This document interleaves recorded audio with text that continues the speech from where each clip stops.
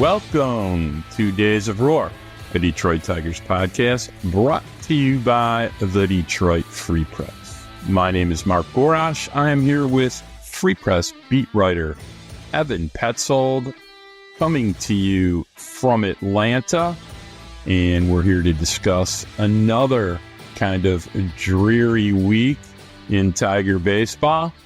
Started off losing 2 of 3 to the Washington Nationals at Comerica, followed it up with another kind of strangely interesting yet dismal performance at Minute Maid Park in Houston, losing 2 of 3.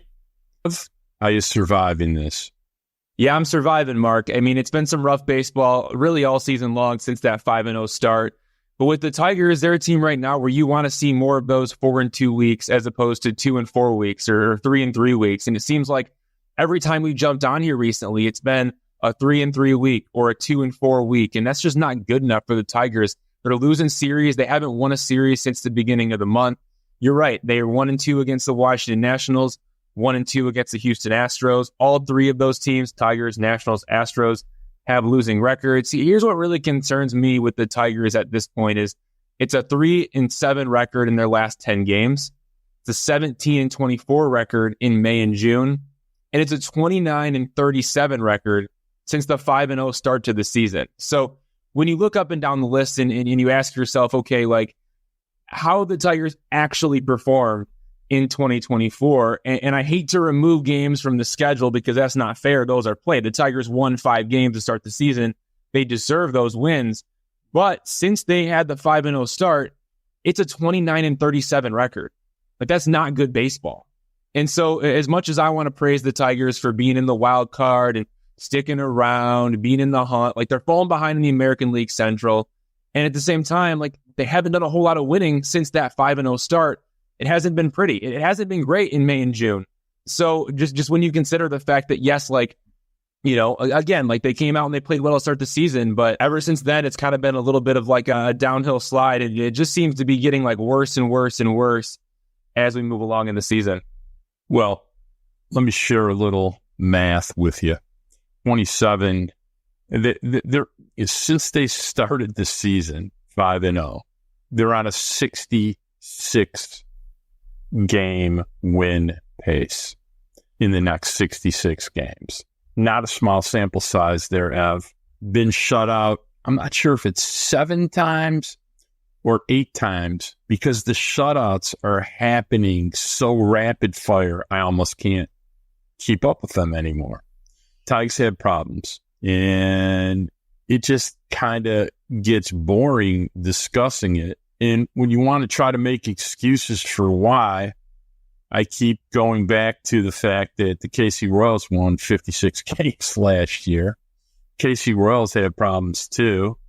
I mean, I'm going to be very interested to see how they navigate keeping Sal Perez healthy. He barely catches anymore. Fermina's doing a good job catching, though. But he is hurting, and he is a monster bat in their lineup. And, you know, Cleveland just keeps winning. I think Stephen Kwan is hitting like 390 now. He's doing a Ted Williams imitation. And it's, you know, both teams, Cleveland won 76 games last year. So to make excuses why the Tigers aren't winning, well, other teams from their division who were equally as poor or mediocre, or whatever you want to refer to them as in 2023, are seemingly doing just fine, if not very well. So I'm not going to make excuses for the Detroit Tigers. Mark, here's where we're at in the American League Central is you have the Cleveland Guardians at 44-25, the Kansas City Royals at 41-32, the Minnesota Twins at 40-32, and then the Tigers at 34-37, and then we don't talk about the Chicago White Sox, but it's 11 games back at this point. And you're right, like Cleveland's come out and Cleveland plays good baseball. I mean, the Guardians are legit. The bullpen is ridiculous. Once the bullpen gets the ball, it's pretty much over for opposing teams. They got the 3rd best record in the American League behind the Yankees and the Baltimore Orioles. There's no doubt Cleveland is winning the AL Central unless there's like an unforeseen downfall. They're 19 games above 500 right now. So they seemingly have the division kind of on lock right now. And the Twins are red hot right now, 5 wins in a row. Royce Lewis is a complete difference maker. Carlos Correa is playing like prime Carlos Correa for the first time in a long time. Like those two guys are hitting. It's a really dangerous team. And then as much as the Royals don't see real, like you say, like they're playing like a team that's real. Now I know they lost 3 or 4 to the Yankees and they lost 2 or 3 to the Dodgers. Those are 2 really good teams. But when they're playing, again, like when they're playing good opponents, they've done a good job this season. And I feel like they have a superstar in Bobby Witt Jr. that, he's a player like we don't have in the American League Central. So when you look up and down the list, it's like, man, you just wish the Tigers were able to gain some ground, but 11 games back, June 17th, like it's going to be tough to claw their way back. They're going to have to bank on that wild card spot. That's 11 games back after starting 5-0. So, you want to include the 5-0, but just understand from a perspective standpoint. All right. So we've decided after discussing these same problems week after week, we need our favorite expert. So Ev, share with everybody who we've decided to bring in this week to try to explain some of these problems. Yeah, Mark, normally we like to do the big 2 by ourselves. It's kind of our thing, but you're right. We need an expert. And so we're going to Bobby Scales, former MLB player and current analyst on the Tigers Radio Network, welcoming him to the Days of Ver podcast. I think for the 3rd time now. He needs absolutely no introduction, but many, many years of professional baseball, including 2009 and 2010 with the Chicago Cubs. In his post-playing career, he worked for the Los Angeles Angels as their director of player development, and for the Pittsburgh Pirates as their field coordinator. He also went to the University of Michigan and won the 1999 Big Ten Championship. Go Blue. He has done everything in the game, and now he's here with us to dig into the big 2. Bobby, thanks for joining us, man. Hey, thanks for having me, guys. Glad to be back. Always a pleasure to be on with y'all. B Scales, there's nobody we would rather have on than you. We have decided we need an expert to explain what's going on here because I think people are tired of listening to Evan and I explain it. So we thought there was nobody better to try and sort out some of these things than Bobby Scales. So let's jump right into it. Question 1 of the big 2. How do the Tigers go from scoring 13 runs with 19 hits on Saturday to scoring 1 run on 3 hits, of which 1 run and 2 hits were in the 9th inning on Sunday? Well, let's look at that whole series, right? So if you take the entirety of the series and you look at the pitching we saw both from Detroit native Hunter Brown on Friday night, he was fantastic. He had a rough start to this season. He showed some promise last year, made his first start in the big leagues in the Comerica a year ago. It was a pretty good upward trajectory for his development. And then you get him this year, did not start very well at all. High ERA, he was getting whacked around pretty good, was throwing, he wasn't throwing a lot of strikes. First pitch strikes were significantly lower. Then they went back and looked at, who he was previously, and he was a 2-seam guy coming out of Wayne State. And for the first time since in his professional career, he's throwing 2-seamers again. And I spoke with Steve Sparks before ahead of the series, and he's like, the 2-seamer's been all the difference in the world, and it's nasty. And sure enough, he was filthy. 9 punch outs, 0 walks. And for him, the spray is the issue, right? And so you saw a guy with plus stuff, 2 plus pitches, and a third pitch that's very good, pretty much carve up a Tiger lineup, on Friday night. Arrighetti on Saturday, not so much. Didn't have the weapons, was spray all over the place, and the Tigers were able to take advantage. And then you look yesterday at the young man they threw out there yesterday, he was filthy. His fastball was electric. The changeup and the slider was absolutely filthy as well. So how do you do that? I think that's how. Sometimes you have to tip your cap to the other side as much as you hate to do it. You want to compete. You always want to think you're better than the guy out there. There's going to be some days where you're not. And unfortunately, in the last 2 to 3 days, the guys they ran at us in that lineup or on that pitching staff they were just better than us. They just were. And you don't want to hear that, but it's the reality of the situation. And we were able to take advantage of the mistakes Arrighetti, made, the walks, the mislocations, a lot of the balls middle, regardless of pitch type. And our guys did a nice job. Now, the thing I will say is that what can you if you're looking internally, what you're seeing is a team that is still developing. Like I know people are tired of hearing of it. I know they're tired of hearing about it, but that's the reality of the situation. There's baby steps to this thing. I think Dan Dickerson gave me this yesterday. If I'm not mistaken, we only scored 10 plus runs 5 times all of last year. And on Saturday when we got to 13, it was 6. So when you're seeing and AJ always talks about this too, when you're seeing a team has the capacity to do that, you hope that there's a more balanced approach and an increase in the average run score coming. But last year, there was no capacity to even do that. The lineup was too short. There's way too much swing and miss. We've got more guys putting balls in play this year. The lineup's a little bit longer, even with the subtraction of Torkelson. It's a little bit longer, and the consistency and the quality of consistent at-bats is happening more often than it did a year ago. So, is that a good answer? No, but I think it is the answer. It is an answer that Tiger fans want to hear necessarily? Probably not. And I understand why. I understand the frustration, but that's the reality of the situation. Well, I think that's interesting, Bobby, comparing last year 10-plus runs to this year 10-plus runs. And the fact that they're doing it more often, this year is a good thing. And I understand Spencer Arrighetti, who pitched on Saturday, and Ronel Blanco, who pitched Sunday, are completely different caliber pitchers. I mean, Blanco is going to be an all-star this season. But the point is, it does seem like the Tigers have these random games where they score a lot of runs and they look like they figured it out, and then they disappear again for a week or 2 weeks at a time. We even see mini versions of this within these stretches where the Tigers have one really good inning, especially when it comes to executing the approach against pitchers who don't throw a lot of strikes. They take their walks and they're able to get that big hit they're looking for. And then suddenly, or they pass the baton along with singles, not really looking for that big home run, but just looking to move the ball forward.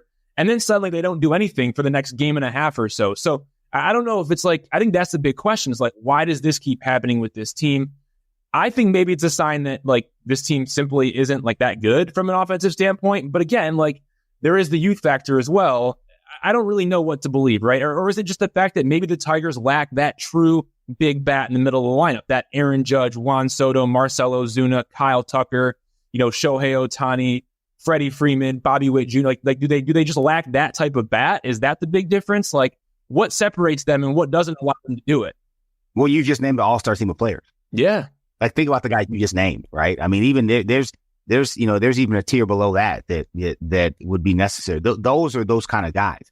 You've also named guys, outside of Witt with real track record in the game. This stuff does not happen overnight. It just doesn't. And especially in an era where pitching, I believe, and people will go back and forth on this, on whether it's actually harder to hit or whether the way we're teaching hitting is making it even harder to do something that I think is the hardest skill to do in all the sport. But these guys are nasty, man. You've got guys, the 99s at 98s, the average fastball's up around 94, some change right now, which is up from a year ago with 93.9 last year.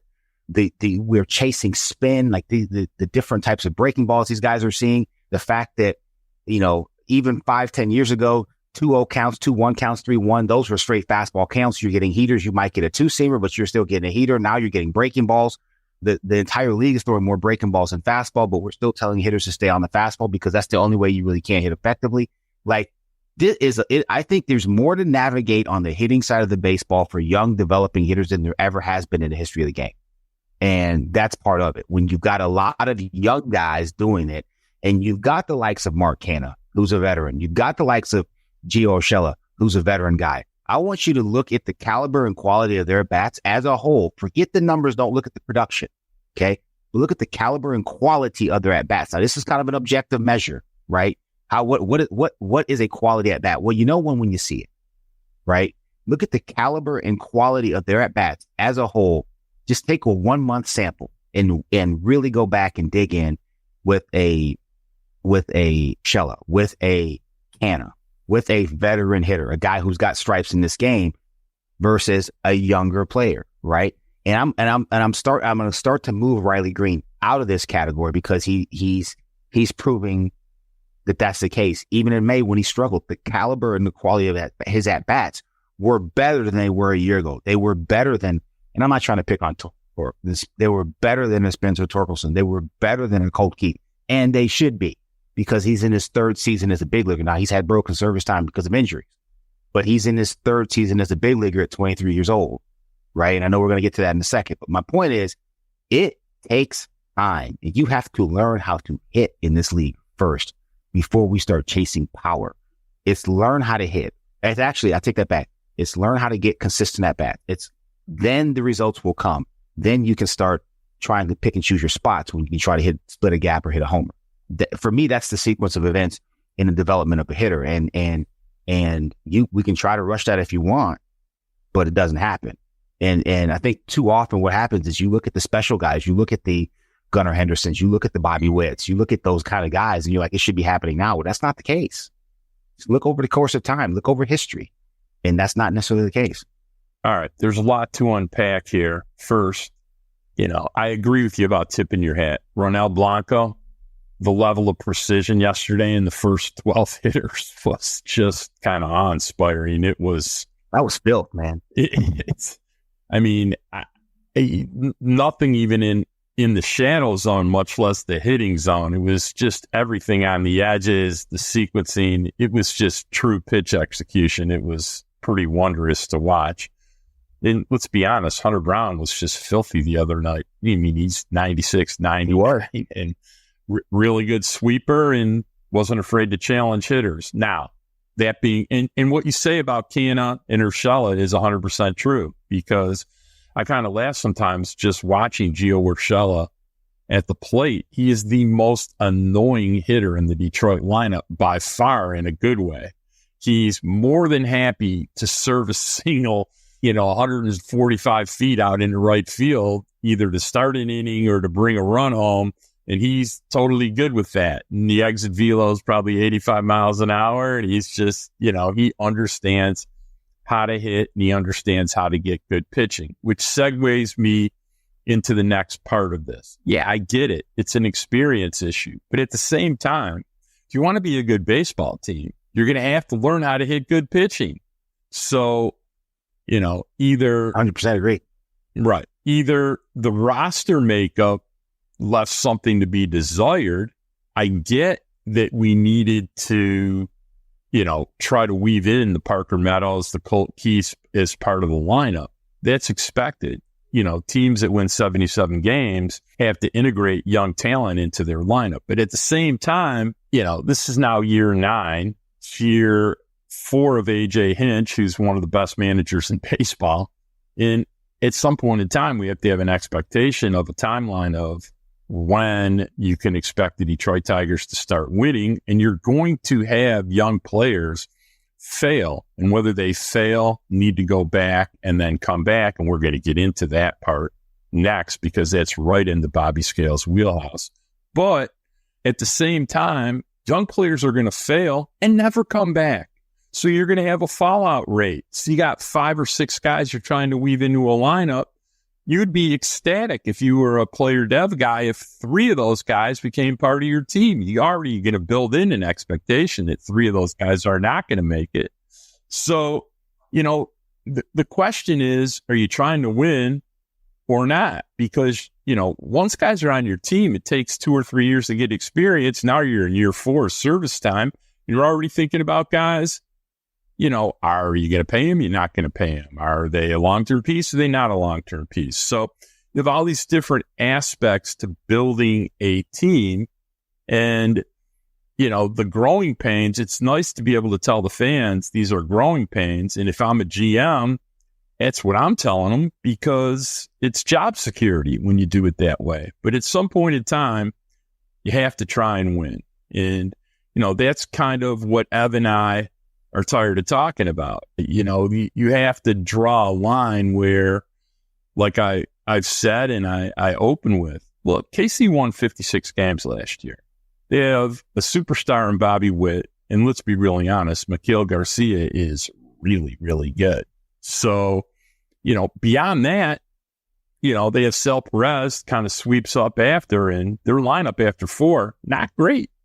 So yet still winning plenty. In Cleveland, I dare people, they actually tell me the 8 starters for the Cleveland Indians right now, and they're one of 3 best teams in baseball. So why can't it be the Tigers? That's kind of what we're trying to figure out, Bob.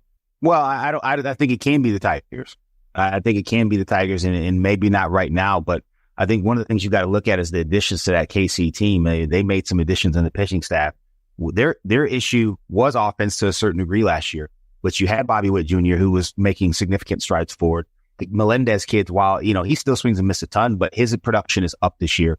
The first baseman, left-handed hitting first baseman. I like the guy, especially at first base. can't recall his name. He's taking a step forward. Perez is living in a tree right now. At his age, to be doing what he's doing behind the plate every day. But for me, what they needed to get better at was run prevention. That's pitching and it's defense. Bobby Witt Jr. made significant strides defensively last year. That pitching staff, they brought in Michael Walker. They brought in a couple other guys that they brought in, and this is why you're seeing the uptick. They went and got better in guys. And so, I think that if you look at what Detroit has done, or what we have done, obviously it's tough. Like there's a big albatross in the room. We know what it is. Javi is, 450 OPS right now. He's not playing very well, and that's a lot of contract for a number of years that we can hope when he comes back from this back, we can get something going. No one was expecting Torque to take the massive step backwards that he took. 31-94. Sat on this program with you early in the year and talked about how I really was starting to get to the top of the curve and turning the corner. I always talk about the corner not being 90 degrees. The corner is like you're on a track. It's a 400-meter run, right? And he was at the top of the curve, I felt, in that first turn of turning the corner and being a really productive big leaguer. And for him to fall off the way he did, no one saw that. No one. There's no national media. There's no local media. Nobody on the inside could see that coming. So that hurts. We were expecting Parker Meadows to at least hold his own and fight and provide a high caliber center field. That has not happened. Riley is taking another step forward, and it's not necessarily in the numbers, but I take that back. There are numbers that are showing him taking significant steps forward that aren't as sexy as other ones, but he has taken a massive step forward this year. But he can't do that all by himself. So I think it's a combination of things. It's less what these other teams have done. I think Cleveland is a surprise because they got a brand new manager, a first-year manager trying to figure it out, and they're just performing. But they also got a guy named Jose Ramirez who can literally carry a whole team on his back for quite a stretch. We don't quite have that player. So, I think that it's a combination of some of the additions that KC has made. I think it's also a combination of, some of the regression we've seen with some of our players and the lack of steps forward. So, yeah, I get it. The Tiger fans are mad. They should be mad. We want a winner. Detroit deserves a winner. Detroit deserves a team that's going to be at least in the mix, right? And even still, as bad as it is, we're on the edge of the wild card. So it's not a complete loss, but yeah, it's frustrating. And you get tired of hearing next year. You get tired of hearing they're coming. You want to see it. So, I think there's a number of things that are in play there. I think that takes us right into question 2 of the big two with Parker Meadows and Spencer Torkelson. Wondering what the Tigers are looking for with both of those players in AAA Toledo. Obviously, when you talk about the future, Bobby, and you talk about what could be, if the Tigers can get everyday production out of those two guys, we got a completely different team here. There's no doubt about it. Just from my insight, based on my reporting, it seems like Parker Meadows is going to be back soon. I wouldn't be surprised if he's back as soon as the upcoming homestand, but we'll see. I know the Tigers like the swing changes that he's made, also the adjustment to get on time for the fastball. They believe those changes are real. They seem like they're ready to reward Parker. We'll see how long that takes, but it's only a matter of time, I think, before he replaces Akil Baddoo and takes over as the everyday center fielder again. As for Torkelson, I think it's going to be a little while for him in Toledo. I'm not expecting him until the second half of the season, maybe even, a little further beyond that, going towards, the last couple months of the season maybe. But looking at the data, Parker Meadows hitting .276 with 7 homers in 32 games in Toledo. He's putting up good at-bats. He's also, this is very interesting to me, Parker Meadows hitting .355 with a .318 expected batting average on 93 mile an hour and above fastballs. Spencer Torkelson is hitting .333 with a .229 expected batting average on 93 plus mile an hour fastballs. The .229 expected batting average concerns me there for Spencer Torkelson. That looks at, how hard he's hitting the ball, at what launch angle. That takes into, what he should be hitting against those pitches. The fact that it's .229 is a little bit concerning. I love the fact that it's .318 for Parker Meadows. That tells me that he's on the fastball again. And I think that's a really big piece of his game to watch for. And that's what the Tigers want to see out of Spencer Torkelson too. They want to see both those guys getting on the fastball. But Bobby, from what you know and from what you've seen, what are the Tigers looking for with those two guys? And then when you're the guy in charge, when you're Scott Harris and when you're AJ Hinch and you're in that room, Jeff Greenberg, the general manager, making, these decisions, having these conversations, how do you know when it's time to call a guy back up, especially considering the gap between AAA and the big leagues when it comes to pitching? Yeah. So, there's a lot in that. So we'll talk about the first thing we'll start with, kind of when a guy goes down, what that looks like. Okay. So the first thing you got to do, especially when you got a prospect and you sit a prospect down, he has clearly failed. We all fail in life.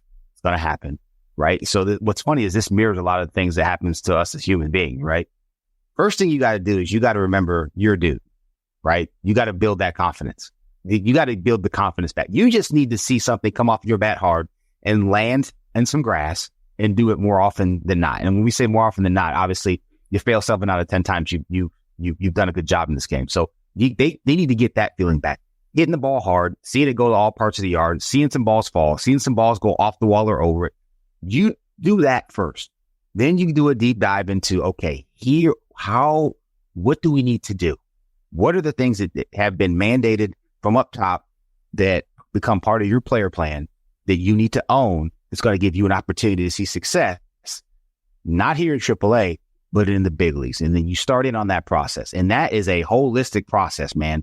That comes from Scott. It comes from AJ. It comes from Ryan Garco. It comes from your strength conditioning staff. It comes from your athletic training staff. It comes from, your hitting coaches at all levels, your hitting coordinators, whatever that looks like, whatever the component pieces are. It is a holistic search and a holistic effort to get a cohesive plan for this player to get back where we need and expect this player to be, right? And so making sure that communication from all the departments, S&C, Garco, offensive development, the hitting coach in AAA, the manager in AAA, everybody, whatever needs to happen, that plan has to be tight, it has to be cohesive, and it has to be well communicated, because those are a lot of voices, right? There's literally a lot of people talking to a specific player. Those are a lot of voices, but there needs to be one message. And that message needs to be consistent and needs to be consistent throughout the entire group. That's the first thing. The second thing is, and this kind of relates to the question, Mark, that you had earlier, or the comment you had earlier about, how do you get that consistency in the big leagues of hitting good pitching? You do have to hit good pitching, but the best pitching in the world is in the big leagues. It's not in AAA, right? So we need for Torque and we need for Parker Meadows to get on the fastball and hit the fastball, but the best fastballs in the world are upstairs. So that's a kind of a conundrum too. So then you have to figure out how do you train that in your training and your batting practice during the day. And then they're going to see Spencer Torkelson hitting for Toledo. Guess what he's getting? He's going to get a bunch of breaking balls. So then it becomes tough to actually get enough of those reps in the game. So, it's hard. That process of rebuilding a guy that you expect to be a guy, regardless of what you send him down to work on, it's difficult. It's the same thing for pitching. Okay, we need you to go down and execute this pitch right here and do this and do that. It's a little bit different in pitching because it's a closed loop skill in that it's not so dependent on the reaction of the hitter. You execute, we want you to work on that slider down the way. And you can pretty much tell on TrackMan readings and the data that he's executing this pitch down the way, regardless of the results. But for hitting, it's a different perspective because you're kind of beholden to what they're doing to you in game as a hitter. So, but to your point, yeah, Parker Meadows has got to be able to get on the fastball and be able to hit good fastballs. And I would argue that the mark isn't 93 plus, it's 95 plus, really. I know that when I was sitting in those seats, that's what I wanted to see. Can a guy handle a fastball? Is he handle the fastball? It's 95 plus, because that was, even 10 years ago, that was really the line of demarcation to where a guy can really get to a good fastball, eat to it. And I think that being able to train that and being able to work through that is something that's a huge piece. Alec Bohm said something about a month ago. I was reading something and they were talking about the struggles he had. And I see him in a similar ilk as Torque, in that he was a high round pick. I don't know if he's 1-1 or not, coming out of Wichita State. And his whole career, they fed him a bunch of junk, high school, college, hitting in the 3-0. It was all junk. It was changeups, curveballs, sliders, all whatever. He says, I literally had to learn how to hit the fastball in the big leagues, because the best fastballs in the world are in the big leagues. And even in AAA, even in AA, AAA coming through the Philly system, I wasn't getting enough fastballs than what a big league fastball looked like. I was getting fed junk the whole time. So I had to learn how to go through take my lumps, but I had to learn how to hit the heater in the show. The Bryson Stott went through the same thing. He got sent down because he was getting dominated by fastballs. And he went down and they trained it, and then he came back up and he was much more equipped. And it was still a learner of learning how to hit the fastball in the big leagues. And then you saw what he did last year. He was much better against the fastball, had a much better year. So it's doable. But the first thing you got to do is you got to get them to a place of confidence. They got to believe again. Well, Bobby, if you want 95 plus Parker Meadows, it's a 263 batting average with a 253 expected batting average. Not as good as his numbers against 93 plus, but I don't know if that gives you any insight or if that tells you anything. Again, like, hitting 263 off 95 plus is better than what he was doing in the big leagues earlier this season. So it tells me maybe he's found something out. But yeah, I'm going to be very fascinated to see how it transitions back to the big league level where the pitching is that much better and they're going to dissect you in ways that you've never been dissected before. Like it is incredible watching the way pitchers attack hitters at the big league level. It's just not the same as AAA. And that's the whole thing. I mean, that's the conundrum you're in. So I think a lot of it, when you're talking about rebuilding, like I said before, like when you're talking about rebuilding confidence in guys that you think are going to be a piece of what you're trying to do going forward, the first thing you have to do, and I truly believe this, you got to get them confident again. You got to get them believe, right? Work on it the very best you can, given the environment you're in, right? But then they have to get comfortable with that process, get the confidence back, make sure the process is sound. And then when you go back up to the big leagues, make sure that the foremost thing in their mind is sticking with that process. And for both of those things, it is getting on time and be able to fire on the fastball. If you arrive on time for a good major league fastball, okay, 95, 96, 97, if you're able to take care of that, then anything they spin, if your approach is sound, you should be able to either make a good decision and swing on or take. Now, the nasty ones, the ones that are well executed, you're not doing anything with those anyway. Those are outliers. You don't worry about those. But the ones you got to hit, the ones you got to be able to fire on are the breaking balls that are in zone. And even the ones that are well executed in a 2-strike situation, can you do enough to foul them off? Do you have the adjustability to spoil pitches? And nobody's better on this team than Dorshell doing that. Now, some of that's innate, and some of that is learned over 10 years in the big leagues too. So, I mean, and part of it too, I'll say this, part of this goes to the front office, and I think they've done a good job implementing this type of system. You want guys like that, you got to go find guys like that. And I think part of the flaw in the construction of this team over the last few years and is the fact that if you look at 2 years ago and even last year, ridiculous amounts of swing and miss on this team.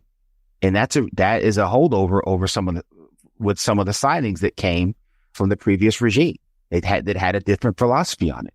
You can't have that much swing and miss in a lineup and expect to win games, and much less go to the playoffs. It just doesn't work. The history of the game tells you that. I want to leverage some of what you've been saying, because it's very consistent with what Ryan Garko told us when we spoke with him, which is the transition from AAA to the major leagues. Now, the chasm between the quality of play between both of them is wider than it's ever been before. And, obviously it has everything to do with velocity. And, so to wrap this up a little bit, what do you think they've been trying to do with both Meadows and Torkelson? Because in order to hit velocity, there has to be some subtle swing changes. You were a pretty good damn hitter in your own right. And I'm sure over time you had to do some, make some tweaks to your swing, whether it's your load or, a toe tap, getting rid of a leg kick. There's all kinds of things that can get you more on time, a little quicker to the baseball. So share with us a little bit what you think Meadows and Torkelson are going through, because without some changes in getting to the ball, getting to the front of the plate quicker, it's going to be very difficult to hit well in the major leagues for them. Yeah, the biggest, I'm just a big proponent, and everything, everybody's different, right? Everybody moves different. Everybody has different, just look at Parker and Torque. I mean, Parker Meadows is all of 6'4", longer levers. He's just a bigger man, moves a little bit better. Torque, thicker, stockier, 6'1", different build. So just understanding, and this is where your S&C department, this is where your sports performance department has to really earn their money. Okay, are we asking these guys to do things in their setup and their swing that they physically can or can't do, right?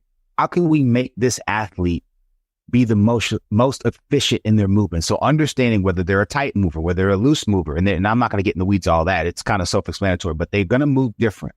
Are we asking these guys to do stuff from a mechanical perspective that they can actually execute? If they can't, then it goes to athletic training. Is it because they have a deficiency in, let's say, a hip or a shoulder or their spinal rotation? or it's just because this particular athlete doesn't move. So understanding intimately how this athlete truly moves is number one. The second thing is, and this is across the board, this is counterintuitive. When you are late, you have a tendency when you are behind pitches, you have a tendency to be late. And when you're late, you have to rush. The biggest thing you have to do is really start early and be extremely slow. And I would never forget the first time I ever heard that. I was like in AA in the San Diego Padres system, and I heard my pitching coach, or I heard my hitting coach say, "You got to load early and you got to load slow." And I'm thinking to myself, that dude's out there breathing fire at 96 miles an hour. You want me to slow down? It is literally the most counterintuitive thing you've ever heard, but it is absolutely the truth. The harder he goes, the earlier and the slower you have to go. And so, here's the other rub too. This is the difficulty of it. You don't have a coach, or you don't have a pitcher you're willing to try out there for Torkelson and Parker Meadows batting practice to throw 96, 97. So you have to do it off a machine. Most guys hate hitting off the machine because getting your timing off the machine is a nightmare. So the only way you can train that kind of velocity is really overspeed training with the pitching machine. And so it's very difficult to simulate getting the proper timing off a pitching machine that you need to simulate the velocity when you don't have an arm or a body to cue from. So that's not a torque problem. That's not a metal problem. That's an industry problem. How do we simulate guys throwing this hard when the mechanism by which you can train it doesn't have an arm associated with it? You're just literally dropping a ball jugs machine. So that's part of it too. But I think the overarching thing is, number one, making sure they're healthy, making sure we understand how they move, taking a look at what they were doing, simplifying the mechanism, slowing down the mechanism, and hopefully getting them, when it slows down, when you slow down, your eyes recognize sooner. You can understand what you're trying to do sooner. That is a wildly simple version of it, but that's the starting point of all these processes. See, this is why we bring B scales in, to bring these type of insights to Days of Roar. You can't find them anywhere else. All right, we're not letting you go yet, Bob. We got other things to talk about, but if we don't take a break here right now, I think Robin Chan's going to stop talking to us. So we'll be back in 60.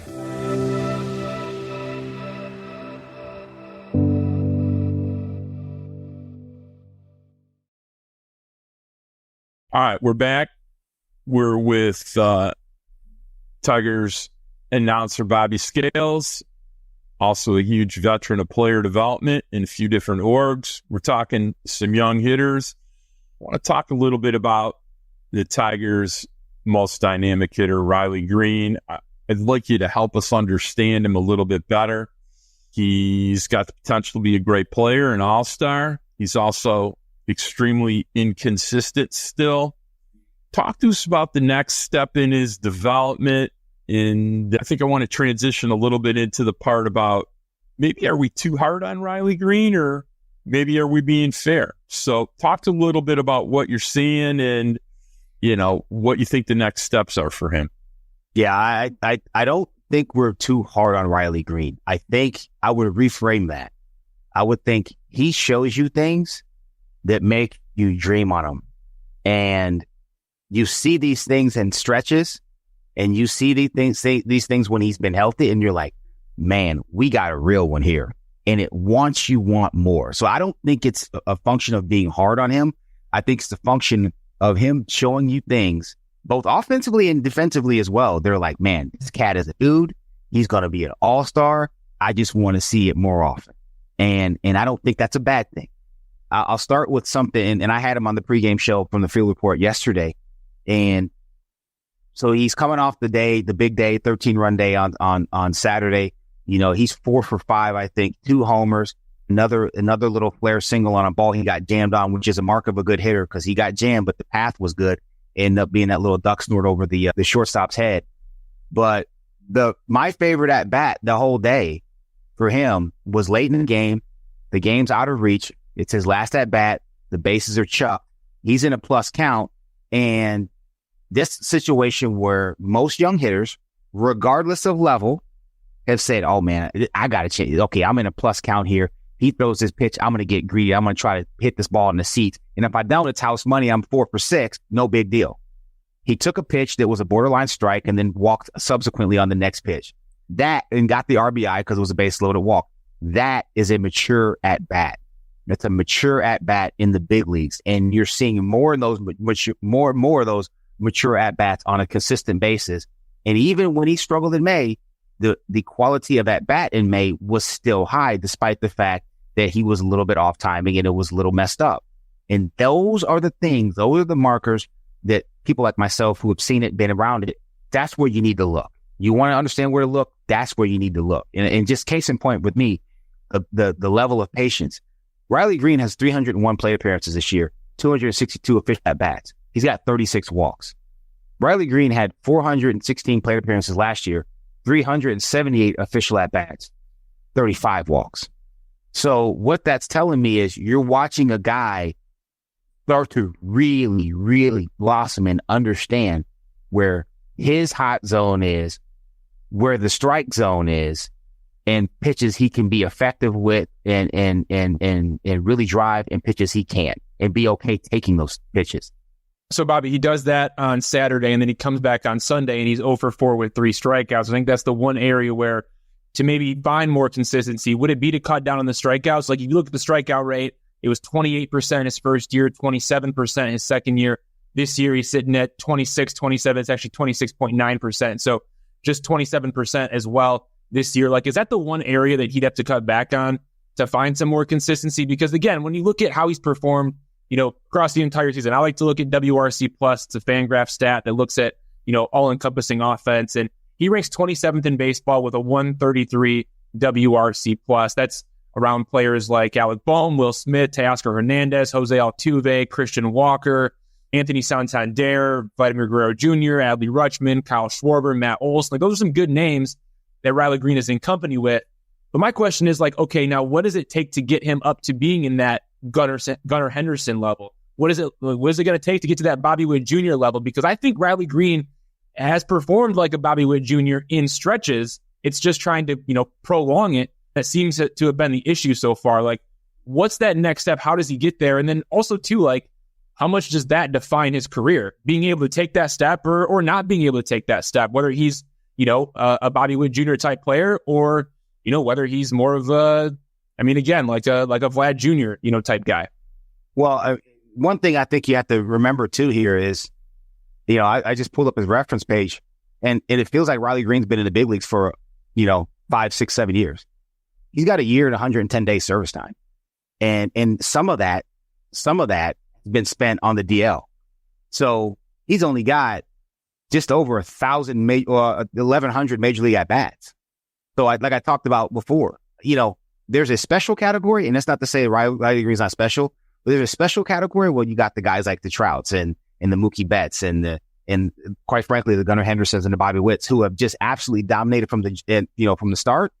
And then there's a good category of good players. And he's only got 1,100 at bats in the big league. And so let's keep that in mind. And again, that's what happens. We start to feel really good about what we see from him, and we want more, but we got to remember, he's still a young player. He's coming up. He's coming up on, 2 years. He'll probably end up being Super 2, and that's a whole nother decision for maybe another show. But he's going to be, he's very early in his career. Here's the best part. He's 23. He's not even in his prime manhood stage yet. Like, you're talking 25, 26, 27, 28, with a birthday in September. He's going to play majority of this entire year at 23 years old.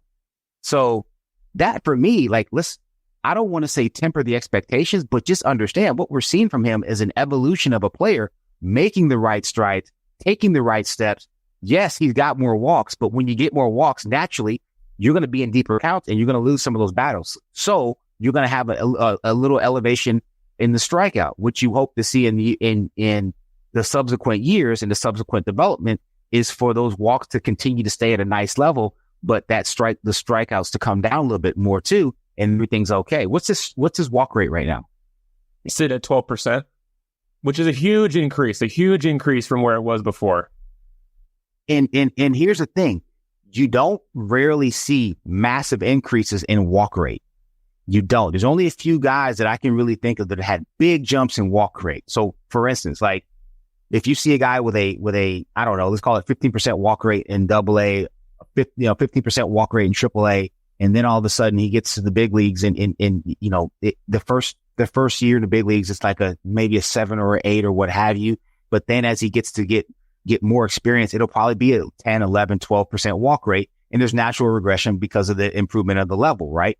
But what you don't see is massive jump. You don't often see that massive jump in the walk rate. Usually guys are who they are and they've been that way usually since from the beginning of time. They're going to be right in that area.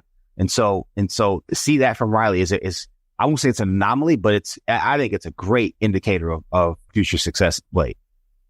All right. So lastly, before we get you out of here, let's jump over to Colt Keith. Kind of really interesting, real struggle in April. Tremendous May, first 23 at bats of June, 1 hit. Last couple of days, a lot more production. He was 7 for 13 after the 1 for 23 going into yesterday's game. Not too much yesterday, but talk to us about what you see from Colt Keith and how he's managed to hang in there on the struggles and keep putting up better and better numbers all the time once he comes out of it. Well, I'm going to say this. Evan, you're in that clubhouse more than I am. I'm in there too. I think what you're seeing from Colt Keith, again, it's young player struggles, but what you are seeing is a masterful job of managing humans by AJ Hinch. It's called manager for a reason. You got to move the chess pieces on the board in game. And I believe AJ is one of the best at doing that, but I think he's also really good. I'm a big soccer, football. I call it football, but soccer fan too. And they use the term man management, right? In soccer, right? I think he's as good at managing his people and man management as anybody I've seen because he's handled the struggles. He sat him strategically when he needed to. He's pinch hits him strategically when he needed to, putting him in really good situations, helping him through the struggle, knowing there needs to be a level of production and there's an expected level of what you need to do to be a big leaguer, but also making sure that he understands I'm not giving up on you. I'm giving you a break here. I'm going to give you an opportunity to succeed there. And then when you talk about some of the physical adjustments and some of the mental adjustments he's made, now you're seeing a player that's finally starting to have that first exhale at the big leagues in the game. You can literally see the game looks slower to him, at least from my vantage point in the booth. The game looks a touch slower to him than it was earlier in the season. And you're just looking for that to continue. Can you continue to see that process where the game literally slows down and he's doing the things that he's been capable of doing? And the thing I saw from him on Friday night against Hunter Brown, we talked about how tough Hunter Brown was, right? If I'm not mistaken, he was the only one that had multiple hits off of him. And it was the double to left center on a fastball away. On a fastball away, and it was a base hit up the middle, I think on an off-speed pitch. And like I said, as good as Hunter Brown was, he didn't punch out against him. He got one punch out late on the slider, but he put the ball in play 3 times against him, got 2 hits, and both of them were the other way. And I'm a massive believer that when you see a good hitter that's on, especially a good young hitter, and he's hitting the ball up the middle the other way, good things are going to get ready to happen for this kid. And I really think his approach is rounding into shape. He's starting to be more productive. The level of the quality of at bats is starting to creep up. And then also too, he jumped ship on a changeup late in that game for a homer.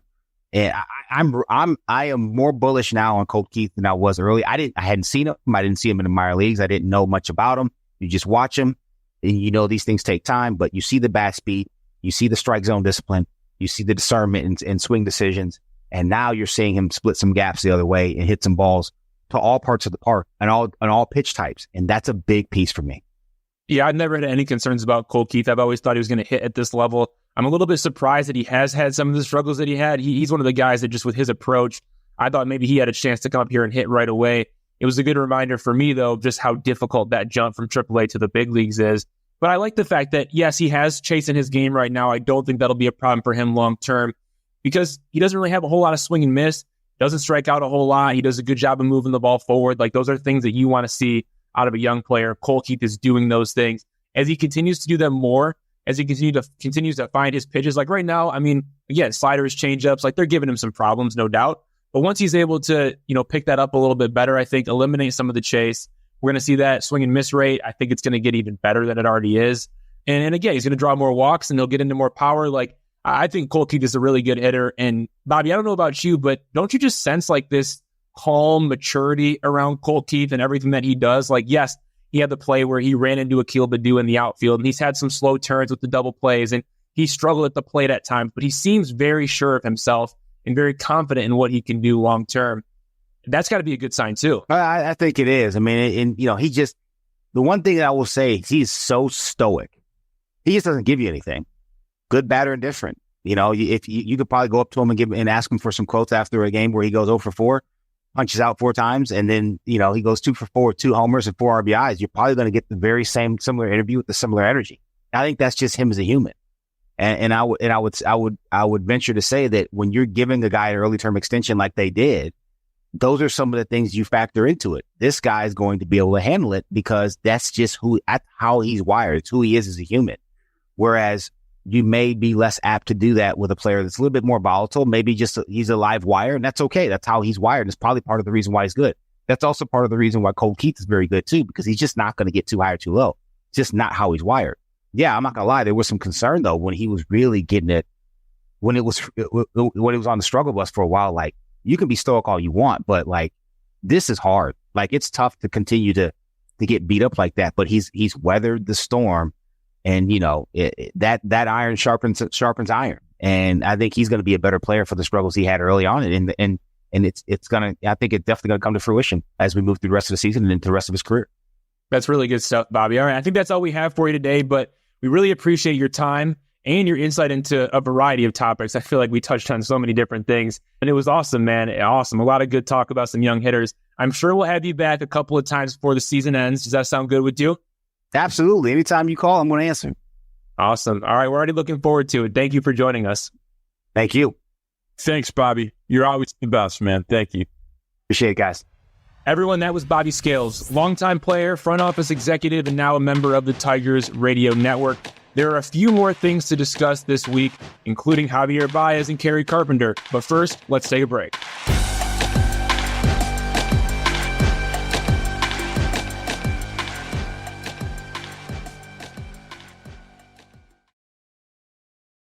All right, we're back.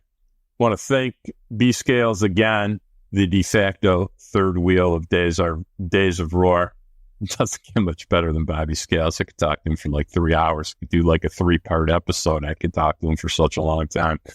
And understanding that he's got such a mastery of player development besides himself being a player, it's always great to have him on to explain some things that maybe people get tired of hearing Evan Petzold and Mark Gorash explain. So kind of like the Sherpa. All right, so let's get to a couple things just to update people on what's going on with important players to the Detroit Tigers. All right, Javier Báez lands on the injured list, got lumbar spine inflammation. Talk to me about what you're hearing. He's down in Lakeland. They gave him a shot.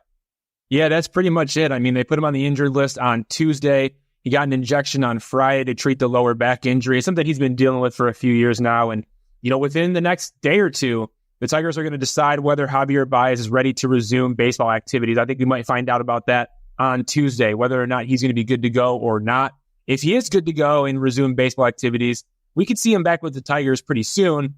If not, it could be a much longer stay on the injury list, and that would indicate a much more serious injury. But they're hoping the shot is going to clean things up, and they'll be able to activate him for baseball activities. And then after that happens, maybe he needs a rehab assignment, maybe just a couple games. But point is that if he's able to start baseball activities, that's only a week off. That's not very much time. So he's in really good shape. It seems like more positive news than negative in that sense. Seems encouraging that Javier Báez is going to be back soon. Well, with the caliber shortstop play we've been receiving from Zach McKinstry and Ryan Kreidler, I think the fastest way for Javier Báez to earn his way back into Detroit Tiger fans' hearts is to let those two guys keep playing. All right. We also got a little news that Jackson Jobe is finally going to get into a baseball game Tuesday night at West Michigan in a rehab start. Tell us what you know about that. Yeah, not much other than that. I mean, it's a rehab start for Jackson Jobe at High A West Michigan. At some point, they're going to transition him back to Double A Erie, where he's going to need to prove that he can dominate that level before they move him to Triple A Toledo. I know he made 5 starts and he was looking good, especially in those previous 3 starts before the injury, but there was no talk about sending Jackson Jobe to Toledo at that point. So he really needs to prove himself at the Double A level once he gets back. Right now, this is a step in his rehab assignment. He spent a lot of time in Lakeland throwing a lot of bullpens, and now he's finally getting an opportunity to pitch, and that'll ultimately segue him back to Double A Erie, where he has to then work towards Toledo and then maybe Detroit by the end of the year. But it seems more likely that 2025 opening day is the target year for Jackson Jobe to be with the Tigers in the big leagues. Excited to see what he can do. Maybe need to take the bubble wrap off Jackson Jobe. I got a feeling he's been throwing some bullpens in Lakeland. They're just trying to manage his innings. I expect him to be back in Erie pretty quickly. Lee, talk to me about Kerry Carpenter. I know he's feeling better. As somebody that's had some disc issues and some back issues, they don't resolve themselves as quickly as we hope. It's not a linear type of rehab. What are you hearing about that? Yeah, there was a lot of silence around Kerry Carpenter's injury for quite some time, and it caused me to be a little bit concerned. Like, again, like when you don't really hear anything about a timeline, it causes you to worry. That's, again, what we talked about all last week on our episode about the Tigers' trajectory and where they're going as a team, right? Like when there's no timeline, you're pretty concerned that this is going to be a while. And in Kerry Carpenter's case, there was no timeline, a lot of concern, but he came out and he said, look, I got this lumbar spine stress fracture.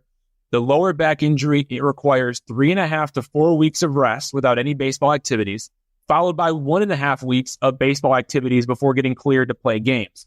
And so Carpenter came out and talked about that pregame back in Detroit before the Tigers came on the road. Based on that timeline, Carpenter seems on track to begin a rehab assignment at some point in the first week of July. Now, it's too soon to know exactly when he'll return to the Tigers, but if he's starting a rehab assignment the first week in July, you assume the Tigers are going to want to really be careful with him to make sure he doesn't re-aggravate his back. Like, again, that's a stress fracture in the back. That's no good. You don't want that to be a lingering issue for him. So they got to let the bone heal, ramp him back up, and then be really careful as they ramp him back up. So maybe a rehab assignment first week of July, maybe coming back to the Tigers, maybe in the last week of July, maybe at the very first week of August. Like, I still think it's going to be a little bit because they got to be really careful with Kerry Carpenter. If you look at what he does against right-handed pitchers, he's one of the best against right-handed pitchers in all of baseball. You cannot afford to lose him for a longer period of time. So they're going to be really careful, but it's really encouraging to hear that this isn't like an out for the season type of situation. I expect Kerry Carpenter to be back in late July or maybe early August, but it seems like late July is a good timetable for him to be back with the Tigers. That's how it seems right now, but we'll keep you updated if it changes. As somebody that has suffered back issues, I'm just going to reserve judgment until he's taking 50 to 100 swings a day and in games, and then we'll see how this injury sorts itself out. I'm going to be on the cautious side. Swinging a bat a lot of times a day, not real good for the back if you have some back injury. So looking forward to see how that resolves itself. All right. I want to say it's been not a lot of fun watching Tiger baseball the last few weeks. Yes, I've been especially mean on Twitter about all this stuff.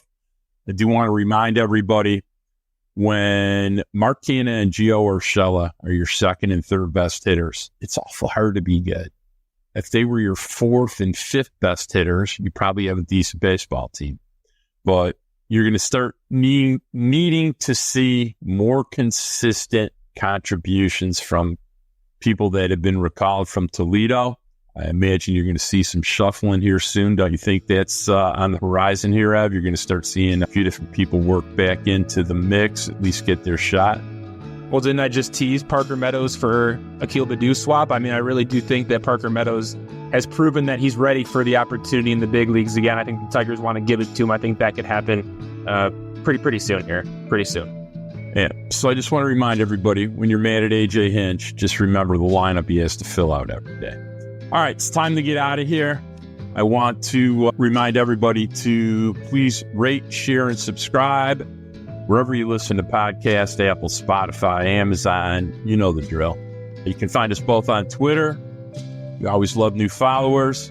And you can always find us embedded in every Evan Petzold article at freep.com. I think they're running some really good digital subscription deals right now. So if you want to subscribe to the Freep, good time to do it. I'd like to thank our editor, Nicole Avery Nichols, and our producer, the man who saves us every freaking week, Robin Chan. He's got his work cut out for him this week. Love to my grandson and the spectacular Savannah Petzold. Until next week, we'll be back here. Peace.